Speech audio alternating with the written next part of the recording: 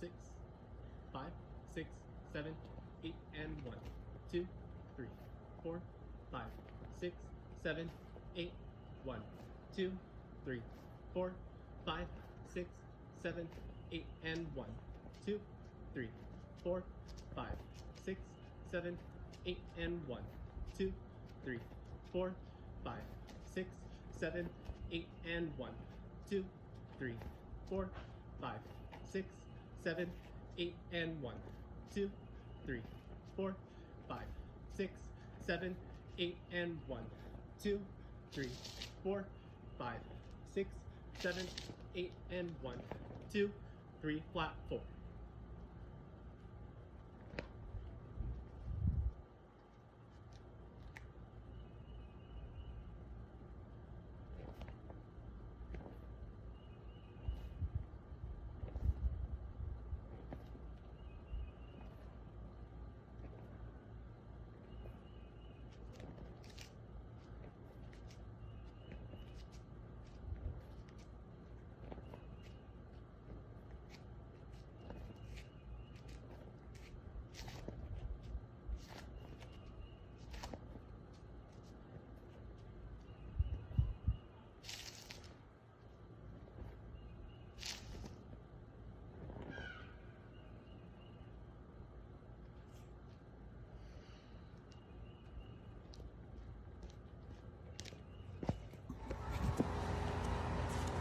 Okay, so the first thing we're going to talk about is just the sequence of the drop spins. I'm not going to worry about all of this right now.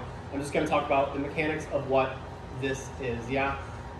So a few terms that you need to know. Your spin spot extends about from your belly button as it relates to flag, and maybe double time on weapon is back as well. It's going to extend straight from your belly button. Notice the amount of space between my belly button and my flag. My arms are at like a really wide open angle right now, if you can see that. It's not too close pressed to me, but it's not super far away. Just a nice comfortable bend in your arms, yeah? And as you do these drop spins, the rotation comes from the wrist, yeah? It doesn't come from the elbows or the shoulder, it's just my wrist. Now, if you try to keep it too close to you, your tendency is going to be to incorporate your elbows a little bit more, which is not what you want, yeah? So it's very important you find that comfortable space where you could probably fit maybe another human between you and your flagpole.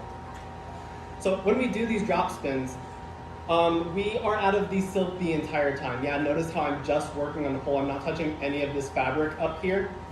How that happens is that when we start with our right hand at the tab, yeah? When we start, count 1 is in the silk.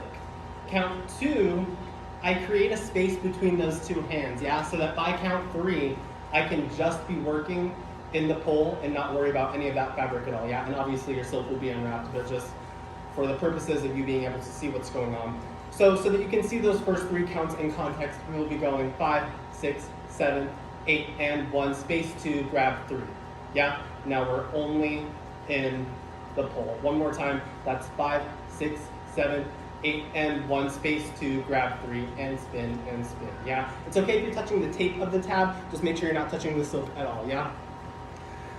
Last thing about drop spins is that they do not have any velocity changes in them. It's a very even and standard color guard skill. Yeah, notice how I'm not going slow and then fast and then slow, yeah? It's very even the entire time. And the way that we make that happen is that we divide this little imaginary circle in front of you into fourths, yeah?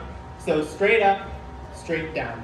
That's one line, yeah? The horizontal line, however, is your and counts, yeah? So this is 1 and, 2 and, I'm sorry, this would be 2 and, this would be 1 and, yeah? So I'm making sure I'm hitting these flats on the and counts and the straight up and down on the whole counts, yeah? I'm gonna count with you while I do the drop spins so you can kind of see what I'm talking about, yeah?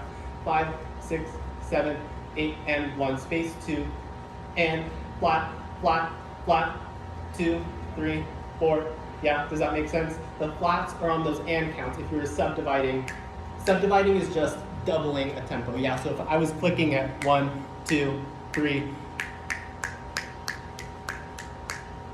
yeah, I just doubled that tempo in my head, yeah? I just counted twice as fast, and that twice as fast is where those flats hit, yeah? So next we're gonna talk about the lower body, and I'm gonna put this thing down because we're not worried about it anymore. We know how to do drop spins. We're experts, yeah? So the first thing that happens, we go 5, 6, 7, 8, and 1, 2, 3, 4, 5, 6, 7, 8. Just 8 spins. No body, nothing crazy. Now, that and count is not going to happen all the way down here because we're moving it from a high level to a lower level, yeah? So that and count is probably going to be around your chin, neck area, yeah? So you can see that with the flag, 5, 6, 7, 8, flat, 1, yeah? Notice that happened about up here, but now from now on, all of those and counts are down here. So we do those 8 drop spins, 5, 6, 7, 8. Next thing that happens is we just do a 2 count demi-plie and come back to a neutral first position. By the way, this entire time we're in a first position, our heels are pressed together, yeah? So we go 1, 2, 3, 4. Seems simple, right? There's a lot that actually goes into it.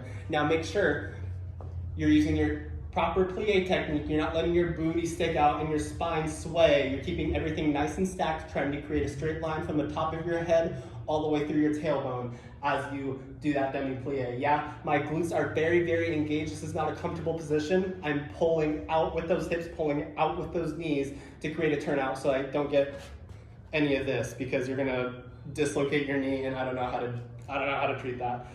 So, down and rise. Now, how far down should you go? You should be going as far down as your Achilles tendons will allow you, which means you should be going as far down as you can until your heels start to lift up. Now, in girls, it's going to be a little bit more than boys. Your Achilles tendons back here tend to be a little bit longer, a little bit more flexible, yeah? So you should really be able to drop it low and then rise back up, yeah? And that entire time I'm working through my turnout, pulling my legs out from my hip flexors so that my knees don't start to bow in, yeah? Because that's no good.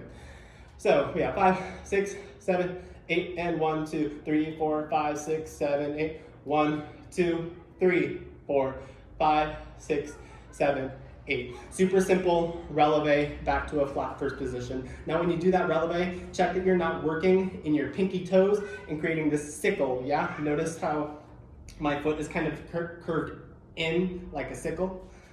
You want to make sure that you're working in your big toe way more than you're working in any of your other toes. Yeah, you want all of that weight on like, I aim for it to be on like this metatarsal, yeah? So I just went rise and down, and I'm taking up all of my counts, yeah? I'm not 1, 2, 3, You know how much that drives me crazy. Make it nice and even. Next thing that happens is we do a ton-do sequence. In this entire time, we're just drop spinning our life away. Up here, looks like we're on vacation. It's tropical, it's beautiful, there's no coronavirus. Down here, we're in pandemic mode. We're like, oh my God, I'm working so hard. So you just do 4 tendus en croix. En croix means you're making a cross.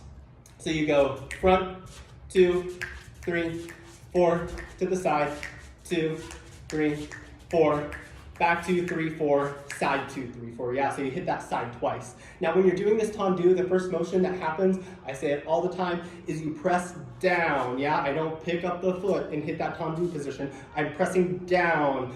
Like there's a ball of energy in my hip and it's going all the way through my heel. Now when I'm going into these tendu positions, I am leading with my heel, yeah, so that I maintain that turnout and it doesn't roll in. But when you pull back, I pull with my pinky toe to maintain that turnout. So pull, heel, pull, toe, pull, heel, pull, toe. Back, I want to say it's opposite, yeah. You pull with your toe and then pull with your heel to maintain that turnout because it's opposite of the front. So far we have, I'll do it with flag so you can kind of see how it works together. We have 5, 6, 7, 8, and 1, 2, 3, 4, 5, 6, 7, 8, and plie. And rise, 4, 5, 6, 7, 8, and 1, and 2, and 3, and 4, and 1, and 2, and 3, and 4 to the back, and 2, and 3, and 4 to the side, 1, and 2, and 3, and 4, you're in. Yeah, so every time I'm grabbing with my left hand silk down on the right side, I should be out in a tendu position. And every time I'm coming up, I should have pulled it back in. So the next thing that happens from there, we just went 5, 6, 7, 8. You left leg. Yeah, you step out with the left. 1, 2, and 3, 4. Now I talked about this all through winter season. This is the same thing as the demi-plies and the rises. It's not 1, 2, 3, 4. You take all of those counts. They're there so that you can milk all the way through them and complete the picture, yeah? So it's down and rise. You know what I'm saying? And the entire time, we're still utilizing that plie technique, not letting it sway, yeah? Keeping it stacked, keeping it engaged, keeping it turned out.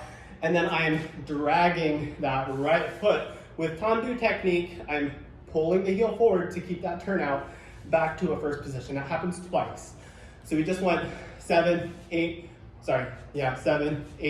1, 2, 3, 4, 5, 6, 7, 8, yeah? And then from there you just finish with, I wanna say just one drop spin. Down and up, down and up, yeah. You come 1, up, 2, back to your starting position. Actually, I lied, it's an inversion of your starting position. So we started with our right hand on top, you end with your left hand on top. So we go 1, grab, 2, 3, hit 4. And we're back at that flat, ready to start the left side. We're right across those hip bones, yeah?